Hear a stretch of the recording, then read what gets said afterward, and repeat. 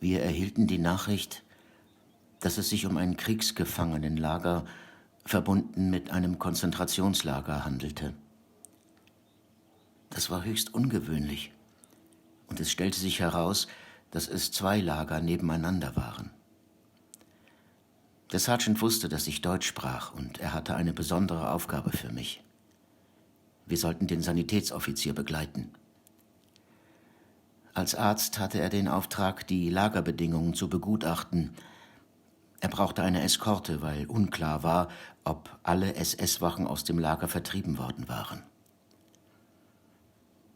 Auf dem großen Holztor war ein Totenkopf mit gekreuzten Knochen und in großen roten Buchstaben stand Typhus. Was wir sahen, waren wandelnde Skelette, lebende Leichen.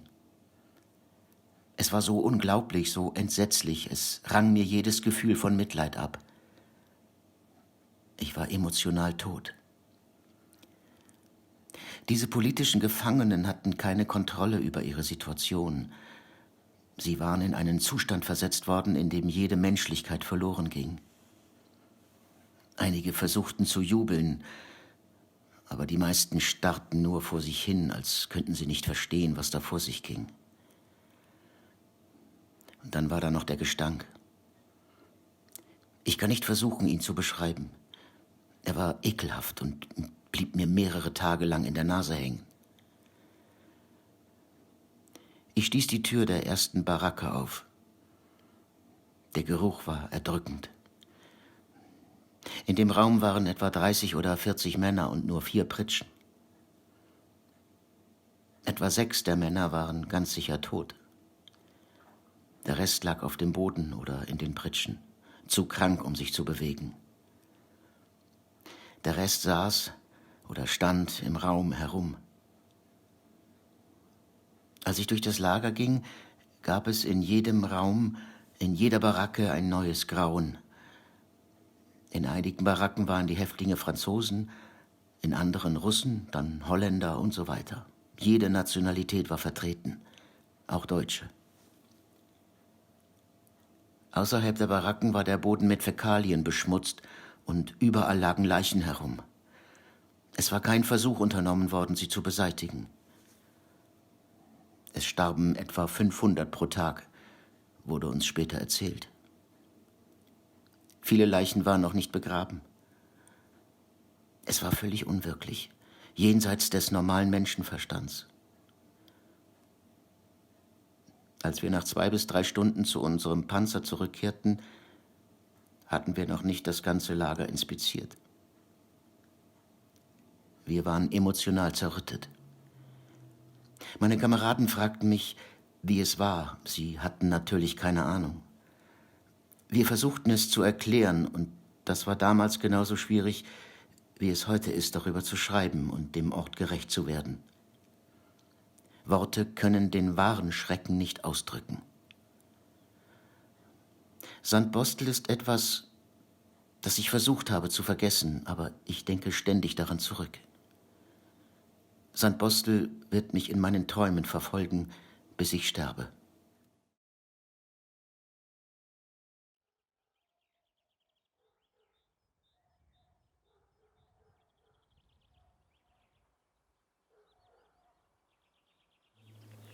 Das waren eindrucksvolle Worte, mit denen der damals 20-jährige britische Aufklärungssoldat Frank Clark seine Eindrücke beim Betreten des Kriegsgefangenenlagers Sandbostel heute vor 76 Jahren beschreibt.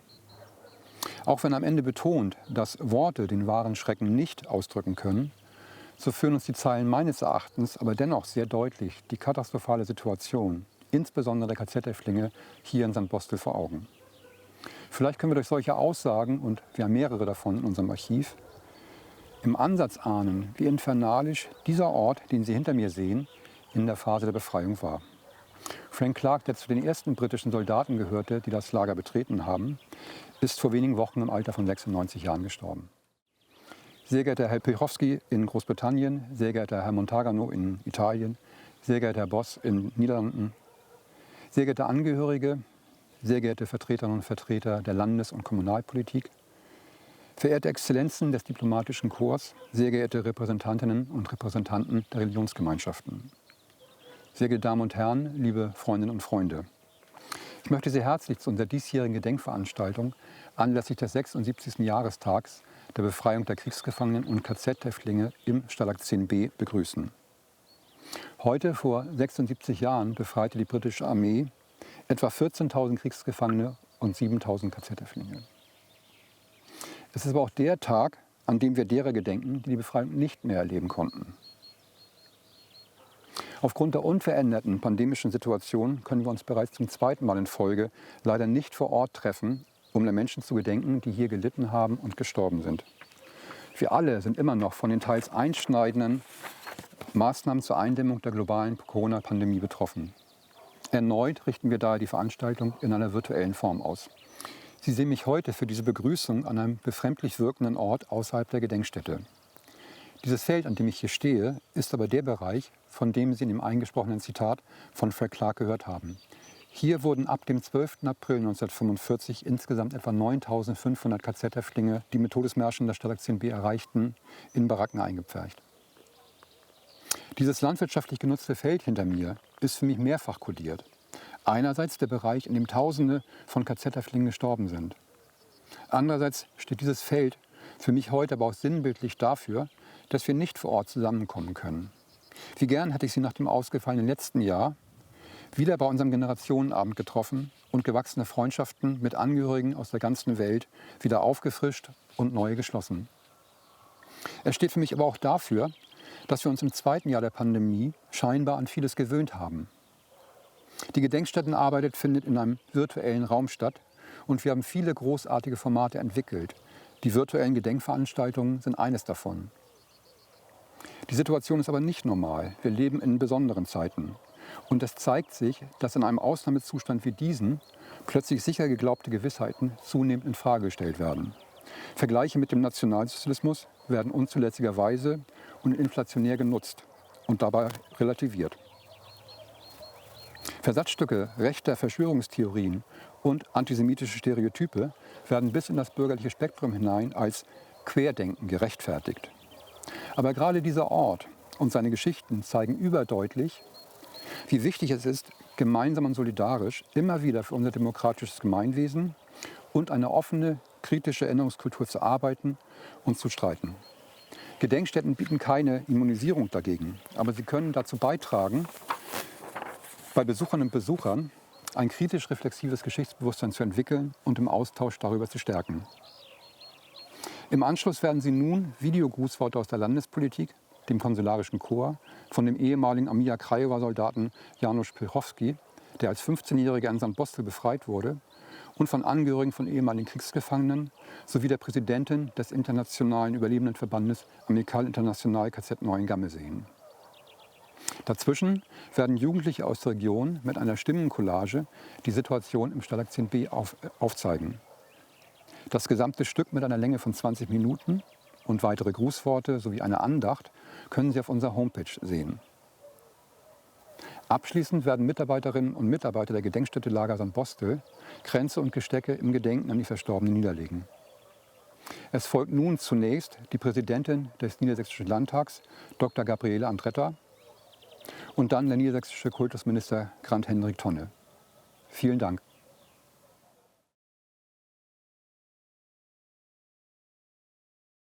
Meine Damen und Herren, Eugène Yacoubi, ein ehemaliger KZ-Häftling aus Belgien, erinnerte sich an den Tag seiner Befreiung in St. Bostel. Groß hatte unsere Freude sein sollen, aber unsere Gedanken waren voller Trauer um unsere an Hunger und Erschöpfung gestorbenen oder meuchelmörderisch umgebrachten Kameraden. Heute liegt dieser Moment 76 Jahre zurück. Wir gedenken denen, die wie Eugène Yacoubi gelitten haben. Wir mahnen diejenigen, die den menschenverachtenden Zuständen im Lager und dem Morden zum Opfer fielen. Wir erinnern an jene, die umkamen auf Todesmärschen und Transporten nach St. Bostel. Wir erinnern an das Leid der mehr als 300.000 Kriegsgefangenen und Zivilinternierten, die das Lager St. Bostel durchliefen, die Zwangsarbeit leisten mussten. Dem Niedersächsischen Landtag ist es demokratische Verpflichtung, die Erinnerung an die Verbrechen wachzuhalten und ein Zeichen zu setzen gegen das Vergessen, gegen Antisemitismus, Hass und Gewalt. Ein solches Zeichen ist umso bedeutsamer in einer Zeit, in der NS-Verbrechen vermehrt verharmlost werden, so wie wir es gegenwärtig erleben auf Demonstrationen von Corona-Leugnern in den sozialen Medien oder in öffentlichen Diskussionen. Unabdingbar sind daher Gedenkstätten, die unermüdlich über die NS-Geschichte aufklären.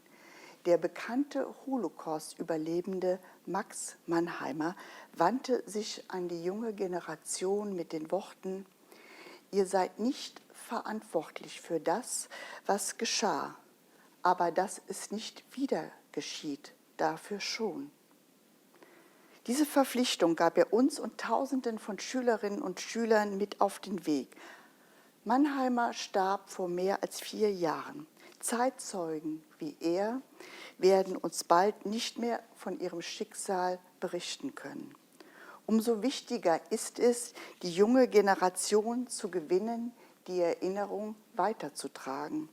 Dafür brauchen sie Orte wie St. Bostel, die ihnen Raum geben, die Formen ihrer eigenen Auseinandersetzung mit der Geschichte zu finden und die ihnen Wissen vermitteln. St. Bostel ist einer der wenigen Erinnerungsorte zum Schicksal der Kriegsgefangenen. Wer sich in die Ausstellung der Gedenkstätte vertieft, wird verstehen, wozu Rassenwahn führen kann. Wie Zwangsarbeit nahezu jeden Ort in Niedersachsen während des Zweiten Weltkriegs prägte. Niemand wird St. Bostel verlassen, ohne vom Schicksal derjenigen berührt zu sein, die hier inhaftiert waren. Die Gedenkstätte engagiert sich, möglichst vielen Opfern Name, Gesicht und Biografie zu geben. So werden die Opfer sichtbar und es bleibt nicht abstrakt, was Verbrechen gegen die Menschlichkeit bedeuten. Dieses Wissen um die Vergangenheit mahnt jede und jeden von uns, sich für die Werte unserer Demokratie zu engagieren. Diese Botschaft geht von St. Bostel aus, 76 Jahre nach der Befreiung.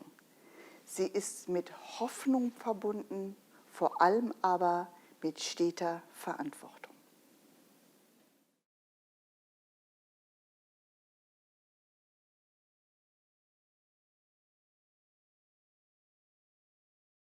Meine sehr geehrten Damen und Herren, im Namen der Niedersächsischen Landesregierung übersende ich Ihnen die herzlichen Grüße zum 76. Jahrestag der Befreiung des Kriegsgefangenenlagers St. Bostel. Ich bedauere außerordentlich, dass in diesem Jahr keine unmittelbare Veranstaltung möglich ist. Wir aber immerhin die Gelegenheit finden, eine digitale Form des Erinnerns auch hier durchzuführen.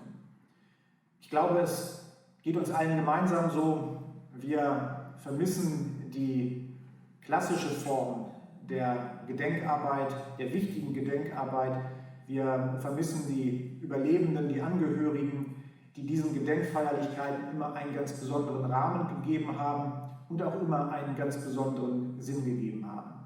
Insofern ist es, glaube ich, dann für uns alle auch Verantwortung und Aufgabe, das im nächsten Jahr dann auch fortzusetzen, dann auch hoffentlich wieder in Präsenz und unmittelbar vor Ort.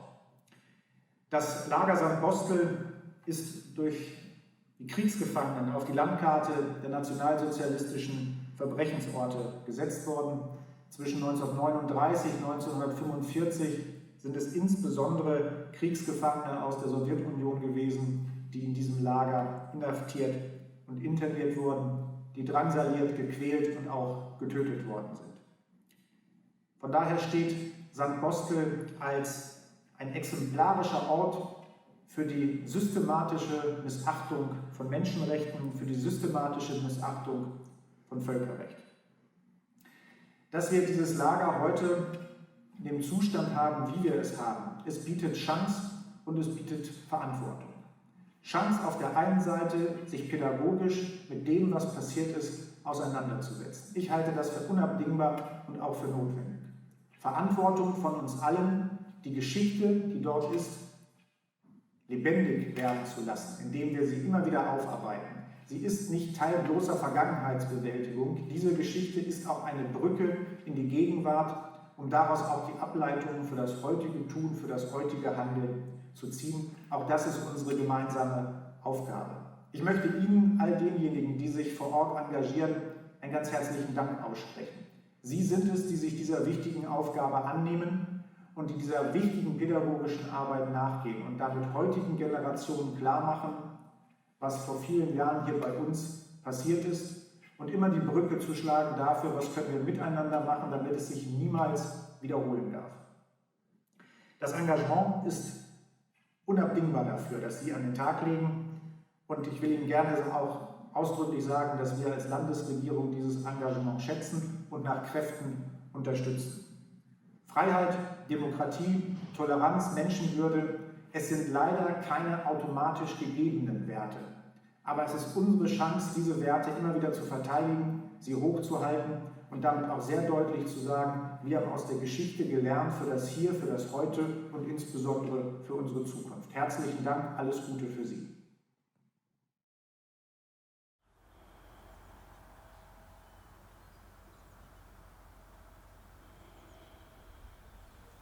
Ich freue mich sehr, dass wir jetzt ein Grußwort von Janusz Pilchowski aus Chesterfield in Großbritannien hören.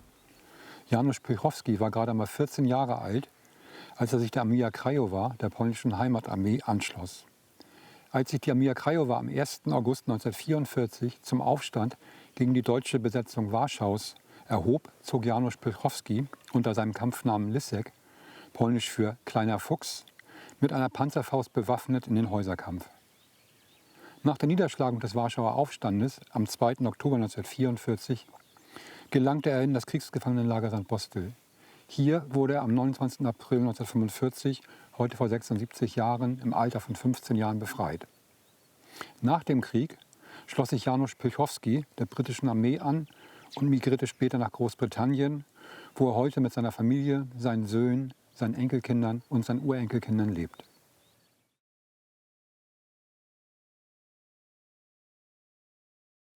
My name is Janusz Pilchowski, age 93, and I was prisoners of war in Stalag 10B. I was in a Warsaw uprising in 1944, uprising took 63 days, and it collapsed after that. So we were all got to prisoners of war camp. Well, after surrender in Warsaw, we were put on a cattle train, 15 a wagon, and we didn't know where we were going. So after 5 days, they unloaded. That's what in Bremerford. In Bremerford itself, and we have to walk to camp, which were roughly 15-20 kilometers. In there, when we arrive, we have to go through usual processing. So, while we arrive in camp, they went through the gate and to be booked, sort of a thing. And different nationality were in different places, But our group were mostly, the all trainful, were, people who from Warsaw Uprising, women as well. They were segregate women away from us, and the blocks. And I went to the blocks group, to end of a camp near the tower. The only way fed, and the food was scarce anyway, but we were looking always at parcels from Red Cross, which were good, and we didn't have to eat that everything nearly straight away because they used to open a tin, to check it.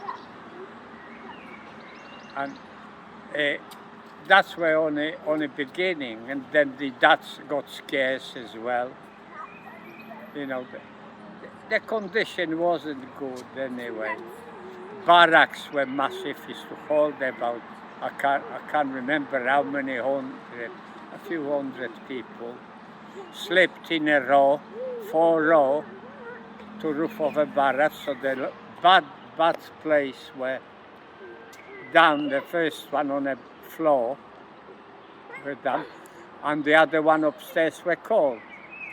Well, when the liberation come, the gate go open, soldiers vanished without a trace, and all prisoners on the loose, all nationality, and everybody out.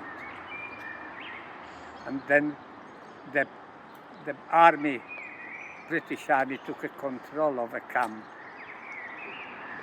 and each nationality, through a few days, each nationality collecting their own prisoners. And each nation collect their own. Well, when the camp got liberated, I went actually, I didn't know where I was going, but I went towards Holland because I heard the Polish forces were there. And then with the Polish forces, we come to Sandbostel, and they were all nation, prisoners. I don't know how many thousands of them. They're on everything. They were looting, and when we got liberated, the actual thing was 76 years ago, which camp were liberated. And I feel humble to be, still walking, be alive after all that.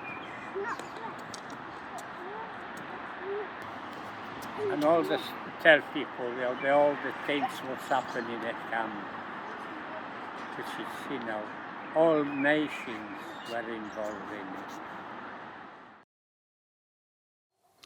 Wir befinden uns jetzt vor der sogenannten Russenküche, einer der beiden Lagerküchen im Kriegsgefangenenlager, in der das äußerst spärliche und nicht besonders nahrhafte Essen für die sowjetischen Kriegsgefangenen zubereitet wurde. Bewusst und systematisch wurden die täglichen Nahrungsmittelrationen für die sowjetischen Kriegsgefangenen auf die zum Leben gerade eben noch notwendige Menge reduziert. Eine Zeit lang wurde ein eigens von der Wehrmacht kreiertes Russenbrot, bestehend aus Mehl, Laub und Späne, als Nahrungsmittel genutzt. Sie sehen hier jetzt den ersten von 3 Ausschnitten aus einer Stimmencollage, die Jugendliche aus der Region einstudiert haben. Beginnen werden die Darstellerinnen und Darsteller mit Aussagen des sowjetischen Kriegsgefangenen Sergei Litwin. Es folgen nach den weiteren Redebeiträgen Texte der beiden französischen KZ-Häftlinge Raymond Golin und Pascal Valliccioni sowie abschließend des belgischen Kriegsgefangenen Roger Cothune.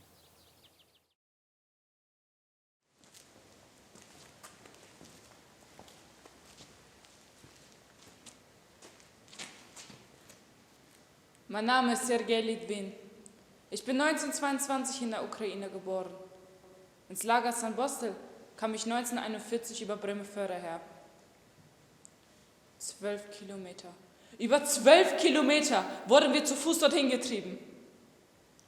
Manchmal, von Zeit zu Zeit, hörte man am Ende der Kolonne Schüsse kommen. Wer am Ende seine Kräfte war und nicht mehr weitergehen konnte, wurde erschossen.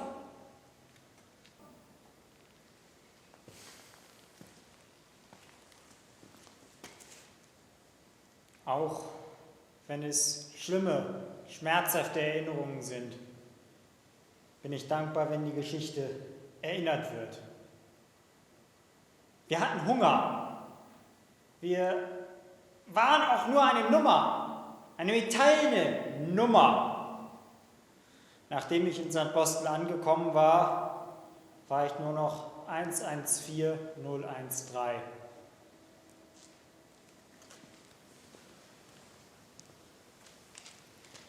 Da ich in der Schule Deutsch gelernt hatte, wurde ich mit 6 anderen als Schreiber eingeteilt. Wir registrierten, wohin die Gefangenen verlegt und zu welcher Arbeit sie eingeteilt wurden. Alle westlichen Kriegsgefangenen erhielten regelmäßig Lebensmittel vom Internationalen Roten Kreuz. Die sowjetischen Kriegsgefangenen bekamen niemals und von niemandem Hilfe. Stattdessen wurden wir noch mit besonderer Härte behandelt. Man malte uns zum Beispiel auf die Rücken unserer Mäntel mit weißer Farbe die Buchstaben SU, damit wir schneller zu erkennen waren. Recht gute Beziehungen gab es zwischen den sowjetischen Kriegsgefangenen und den Franzosen, die in der Bekleidungskammer arbeiteten. Wir ergatterten ein paar Kleidungsstücke, tauschten sie gegen Essen. Trotzdem, es starben viel zu viele, vor allem an Entkräftung. Zum Lager gehörte ein Lazarett, aber das war nicht für uns Sowjets. Für uns gab es nur ein Revier. Das diente lediglich zur Isolierung der Kranken. Die Baracken dieses Reviers waren mit Stacheldraht umgeben. Wehe, wenn man dort landete.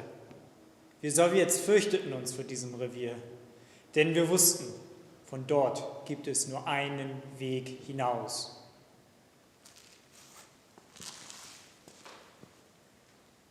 Den Weg zum Friedhof. Die Toten wurden auf einem Wagen dorthin gefahren. Der Wagen wurde von Gefangenen gezogen. Sie warfen die Leichen in Massengräber. Dort lagen sie in Schichten übereinander, tot, nackt, gestapelt.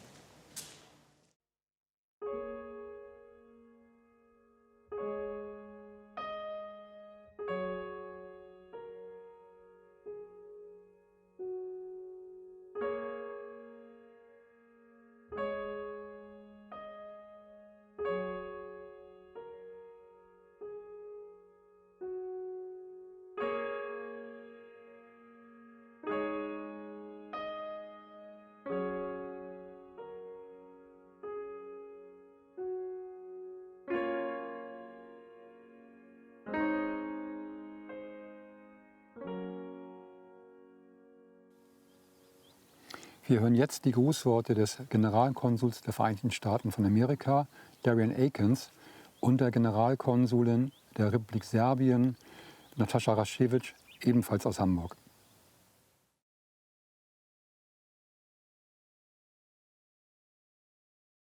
Today, we remember the 76th anniversary of the liberation of Sambostal Camp. I am honored to join this commemorative event and the many voices that pay tribute to the victims. On April 29, 1945, British forces liberated about 14,000 prisoners of war and 7,000 concentration camp prisoners. Between 1939 and 1945, more than 300,000 prisoners of war, civilian prisoners, and military internees from over 55 countries had passed through the Sambostal camp. Among them were 2,000 American prisoners of war. One of them was Frank Bessinger from New Jersey, a medic in the 83rd Infantry Division. He was wounded and captured in January 1945 in Belgium and arrived at Sambostal camp in April 1945. He married in 1953, had 3 children, and became a teacher. Frank Bessinger, a descendant of German immigrants, died at the age of 47. Frank Bessinger's story matters. 76 years after the liberation of Sambostal camp, we gather to ensure that the lives lost and the suffering of the survivors are not forgotten. This also means that their individual life stories and unique experiences are also not forgotten. Allied troops liberated Europe from Nazi tyranny, but for the survivors, their families, and the soldiers who liberated the camps, the legacy of World War II and the Holocaust has no end date. In April 1945, Dwight D. Eisenhower, then the Supreme Commander of the Allied forces, visited Ohrdruf concentration camp shortly after its liberation. He later reflected on the emotional impact of witnessing the evidence of Nazi atrocities. One of his recollections stands out to me. He spoke of the ruthless disregard of every shred of decency. I would like to sincerely thank the Sambostal Camp Foundation, the state of Lower Saxony, and all engaged citizens for keeping the history and the memory of Sambostal Camp alive. At the historic site of suffering and inhumanity, the memorial is a place of remembrance that reminds us of our shared humanity. It is a place of learning and education that preserves history and its lessons for the 21st century. It is a place that forges community through shared grief. Families of those who perished and of the survivors from all over the world have gathered at the Sambostal Camp Memorial to honor their loved ones. These connections across generations and national boundaries show how deeply interwoven our histories are. As we remember the victims and survivors of the Nazi regime, the rise of anti-Semitism and violent extremism reminds us that we must remain vigilant. Our governments and citizens must confront hate and combat all forms of intolerance, discrimination, prejudice. It is in this spirit of our shared responsibility to safeguard democracy and human rights that we commemorate today the 76th anniversary of the liberation of the Sambostal Camp. We must never forget. We must never again allow the ruthless disregard of every shred of decency.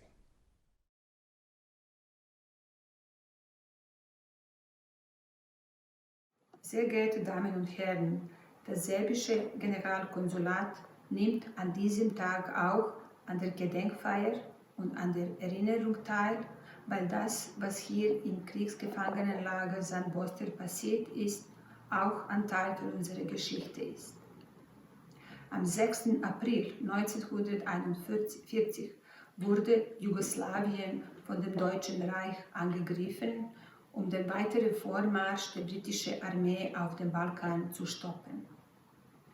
Und mit der Flächenbombardierung der Hauptstadt Belgrad und gleichzeitigem Bodenangriff wurde das Land aufgeteilt und Serbien vollständig von der Wehrmacht besetzt. Die jugoslawische Armee bestand damals aus Soldaten aller jugoslawischen Völker, aber der narzisstischen Ideologie folgend wurden nur Serben und Montenegriner als Slawen und dementsprechend als rassisch minderwertig eingestuft und in Kriegsgefangenschaft genommen.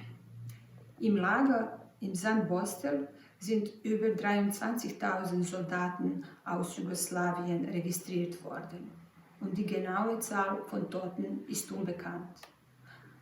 Aber die 90 Gräber serbischen Soldaten im Lagerfriedhof sprechen über ihre Tragödie. Anlässlich diesem Gedenkfeier möchte ich betonen, wie wichtig es ist, die Erinnerung an die hier verstorbenen Opfer zu bewahren. Und diese soll nicht nur eine Erinnerung sein, sondern auch eine Lehre für jüngere Generationen, nie wieder Diktaturen und Kriege zuzulassen. Besonders in dieser Zeit, in welcher ein steigender Nationalismus und Rassenintoleranz wieder auftauchen, ist es ganz wichtig, nicht zu vergessen. Unsere Aufgabe ist, weiterhin gegen Hass, gegen Intoleranz und gegen jegliche Art von Diskriminierung zu kämpfen, die Menschenrechte zu verteidigen, aber die schrecklichen Folgen einer Diktatur niemals zu vergessen.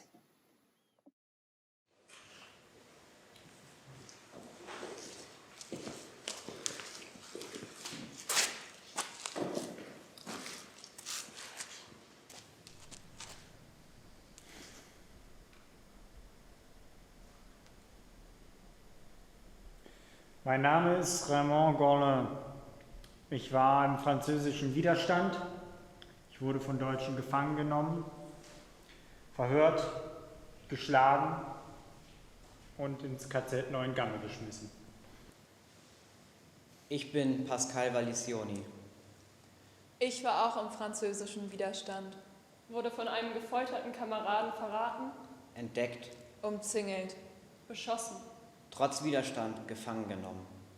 gefoltert, zum Tode verurteilt und ins KZ Neuengamme geworfen. Wir waren 17, fast noch Kinder. In Neuengamme nahmen sie uns alles, was wir noch am Leibe trugen, sogar unseren Namen. Wir bekamen eine grobe Rasur, Häftlingskleidung und eine Nummer. Von dort ging es weiter nach Wilhelmshaven. Dort mussten wir mit ansehen, wie ein anderer Häftling zu Tode geprügelt wurde. Wir mussten schuften und wurden schikaniert. Andere wurden erschlagen.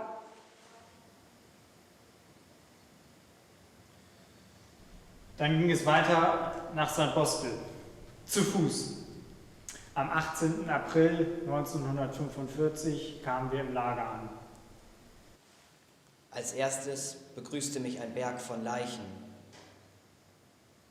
Entlang der Mauer, auf der linken Seite, lag ein Haufen nackter, toter. Sie waren übereinander gestapelt und fixierten uns mit starrem Blick und offenen Mündern, als wollten sie uns etwas sagen. Ich hatte auch in Wilhelmshaven Leichen gesehen, aber hier sah ich Leichenberge, die bis zu den Häuserdächern reichten. Es gab Menschen, die stöhnten und Klagelaute von sich gaben. Menschen, die sich auf den Boden gerollt und gekrümmt haben, um zu sterben. Andere versuchten sich zum Sterben zu verstecken. Es gab Menschen, die im Sand entlang des Blocks gegraben und gegraben und gegraben haben, um still sterben zu können. Im Lager herrschte totale Verzweiflung. Wir hatten keine Betten. Wir schliefen auf dem Fußboden und hatten Hunger.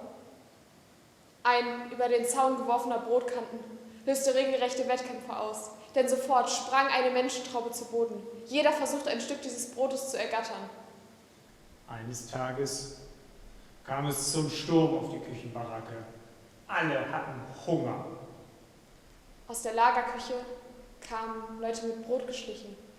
Es wurden immer mehr und als es Nacht war, bin auch ich hinein und habe mir ein Laib Brot geklaut. Als ich rauslief, kam die SS und schoss in die Menge. Ich habe es kaum rausgeschafft. Es gab so viele Tote. Dann wurden wir per Zug und Schiff nach Flensburg verschleppt. Während einer Bombardierung floh ich und stieß auf Kriegsgefangene. Wir fanden Menschen, die uns halfen. Am 5. Mai, da wurden ich und die anderen, die sich noch an Bord des Schiffes befanden, von britischen Soldaten befreit. X Tage lang hatten wir nichts mehr gegessen. Verstehen oder glauben, was mir passiert war, konnte zu Hause niemand. Also schwieg ich irgendwann und versuchte vergeblich, das Geschehene zu vergessen. Aber Schweigen ist ein Fehler, genau wie es einer ist, nicht zuzuhören. Solange ich es kann, werde ich die Wahrheit weitergeben. Es ist so wichtig, andere zu respektieren und vor allem sich in keinster Weise auf diktatorische Kämpfe einzulassen und auf keinen Fall auf die Politik von Extremisten und Kriegstreibern zu hören.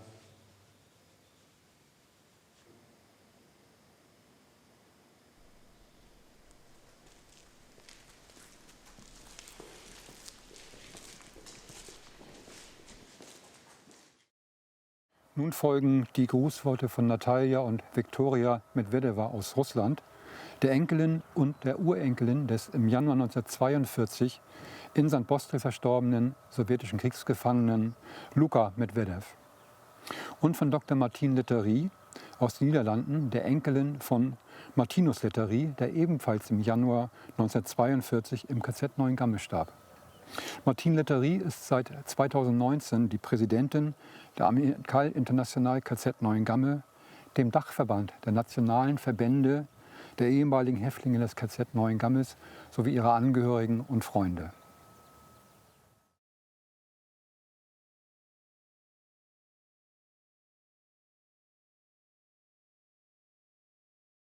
Уважаемые организаторы мероприятия, посвященного 76-летней годовщине освобождения военнопленных и заключенных концлагеря Штала-Бизан-Бустель.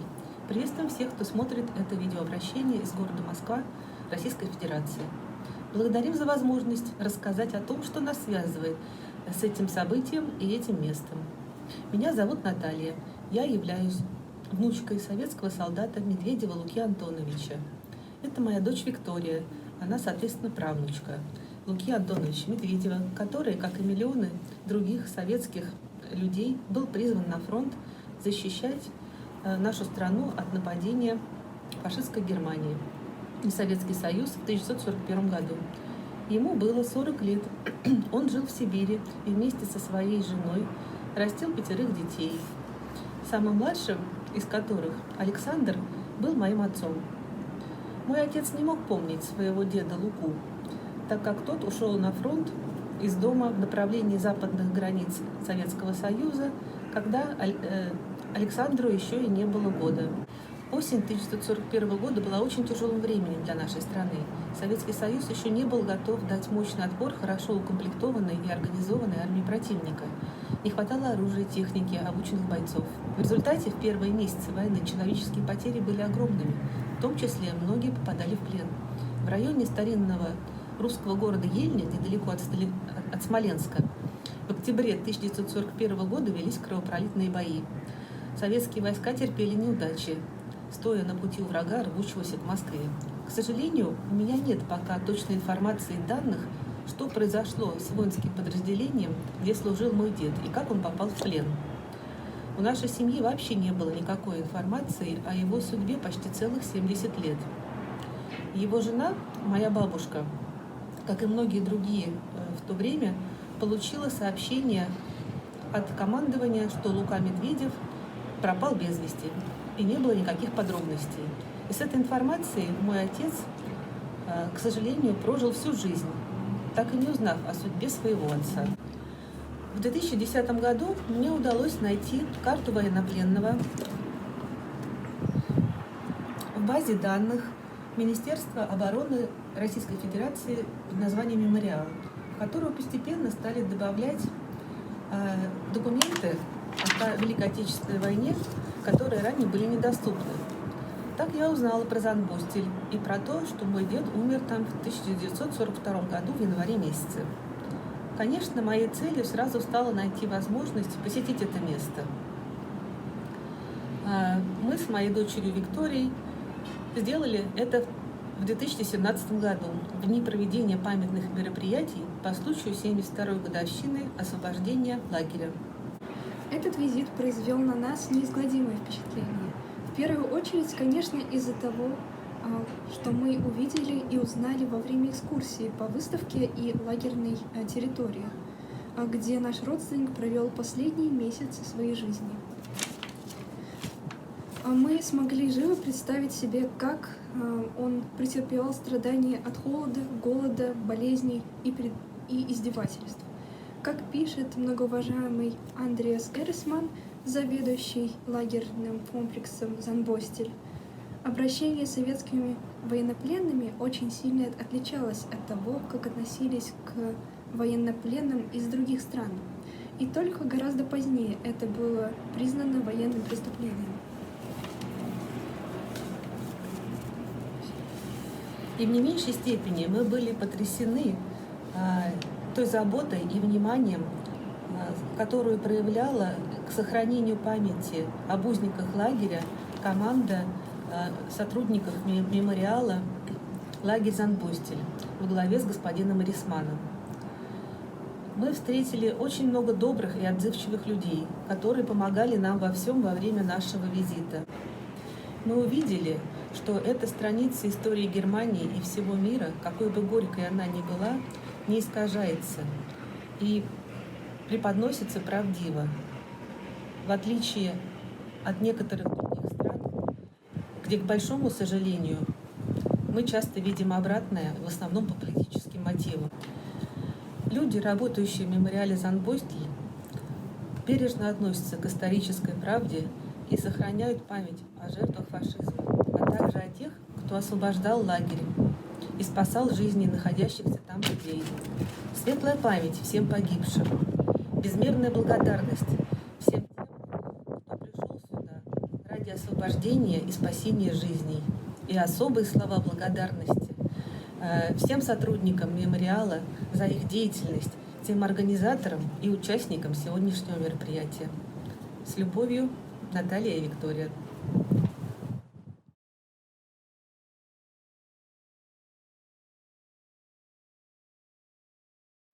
Op 29 april 1945 werd het kamp Sandbostel door het Britse leger bevrijd. De Engelsen waren geschokt door wat ze er aantroffen. Met het oprukken van de geallieerde troepen werd het ene concentratiekamp na het andere ontruimd en de nog levende gevangenen werden afgevoerd per trein of te voet. Zo probeerden de nazi's hun sporen te wissen. Eind maart werd begonnen met het ontruimen van de buitenkampen van het concentratiekamp Neuengamme. De gevangenen worden naar de zogenaamde opvangkampen Bergen-Belsen, Wöbbelin of Sandbostel getransporteerd. Wie het niet bij kon houden werd vermoord. Anderen stierven onderweg aan de mishandelingen of ondervoeding. In Sandbostel kwamen eind maart, begin april duizenden gevangenen uit kampen in Bremen, Hamburg, Meppen en Wilhelmshaven terecht.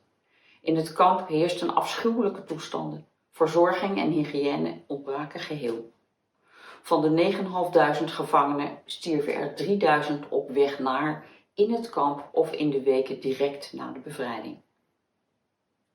De Amicaal Internationaal KZ Neuengamme vertegenwoordigt nationale vriendenkringen Neuengamme en daarmee nog enkele oud-gevangenen en vele nabestaanden uit België, Denemarken, Duitsland, Frankrijk, Nederland, Polen en Spanje. Sommige van de bij ons aangesloten oud-gevangenen overleefden het kamp Sandbostel, zoals de Nederlander Cor Bos. Wij houden de herinnering levend aan hun verhaal en aan dat van hen die niet even overleefd hebben. Zij waren onze vaders, broers, grootvaders of overgrootvaders, ooms, oudooms of neven. Soms ook onze moeders, grootmoeders, tantes of nicht. Zij kwamen aan hun einde in Sandbostel of op een of ander eindstation van een van de vele dodenmarsen. Wij houden de herinnering levend aan onze familieleden die al eerder in de concentratiekampen werden vermoord. En aan hen die overleefden, maar wier leven voor altijd getekend was. Wij vertellen de geschiedenis van onze familieleden om hen te herdenken. Omdat persoonlijke verhalen ons leren wat goed en kwaad is. Zoals de Nederlandse schrijver Theodor Holman zegt: wie de geschiedenis kent, begrijpt beter wat hij in tijden van vrede moet doen. Ich heiße Roger Couthune. Nachdem die deutsche Wehrmacht 1940 in Frankreich, den Niederlanden, Luxemburg und Belgien einmarschierte und Belgien dann auch noch kapitulierte, da geriet ich als belgischer Unteroffizier in deutsche Kriegsgefangenschaft. Ich wurde über Dortmund eingepfercht im Viehwaggon nach Sandbostel gebracht, doch dort blieb ich nicht lange. Die meiste Zeit verbrachte ich auf Bauernhöfen in der Umgebung, lange Zeit davon in Natum. Ich gehörte zu einem landwirtschaftlichen Arbeitskommando.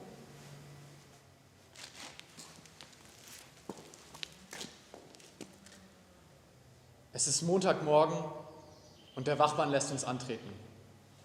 Wir werden in einer Reihe aufgestellt und warten geduldig auf das, was kommen wird. Etwas entfernt stehen Zivilisten und begaffen uns wie Vieh auf dem Jahrmarkt. Ich fühle mich wie ein Sklave in der Römerzeit und erinnere mich an den Film Ben-Hur, den ich früher im Kino bewundert habe. Als nun jeder Landwirt einen Gefangenen ausgewählt hat und diese nicht sehr angenehme Prozedur vorüber ist, gehen die Bauern mit ihren Flamen nach Hause.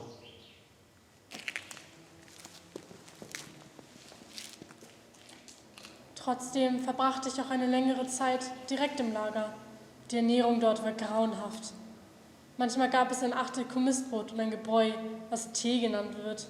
Mittags eine wässrige Steckrübensuppe und nachmittags 3 oder 4 Pellkartoffeln. Das Brot ist oft schimmlig. Manchmal gibt es dazu ein Scheibchen Ersatzleberwurst oder ein Stückchen Käse. Aber dafür gibt es auch Freizeit. Wir versuchen etwas daraus zu machen. Es gibt sogar Kultur. Gerne gehe ich in die Bibliothek und leihe mir Bücher aus. Die Bücher werden durch das belgische Rote Kreuz gestiftet und ja, der Bibliothekar hat meist nicht viel zu tun. Somit ist er froh, wenn mal jemand vorbeikommt, um ein Gespräch mit ihm zu führen. Im Lager haben wir auch ein kleines Orchester. Es besteht aus Franzosen, Belgiern und Serben. Außerdem haben wir noch eine französische Theatergruppe, die wahre Meister der Improvisation sind. Nicht nur spielen sie Theater, sie schneidern ihre Kostüme, bauen ihre Möbel und bemalen ihre Kulissen selbst.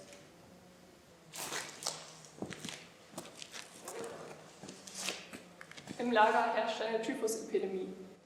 In den Sektoren, in denen die Sowjetgefangenen untergebracht sind, sterben die Menschen wie Fliegen. Tag ein, Tag aus fährt ein Bauerwagen die Lagerstraßen entlang, um die Leichen wegzubringen. Der Wagen wird von Gefangenen aus der Sowjetunion gezogen.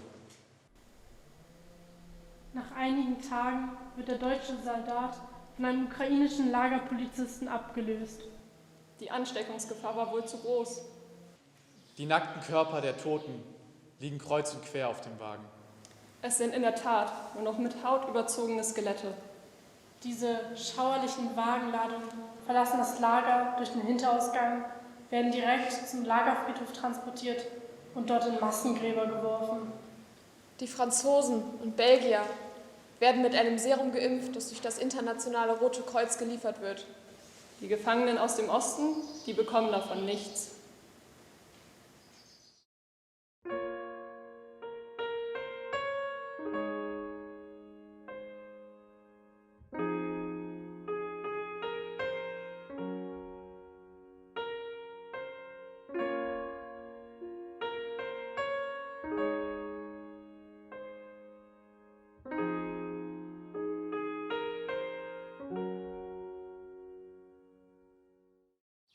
Abschließend werden nun Mitarbeiterinnen und Mitarbeiter der Gedenkstätte Kränze und Gestecke niederlegen im Gedenken an die Menschen, die in St. Bostel gelitten haben und gestorben sind.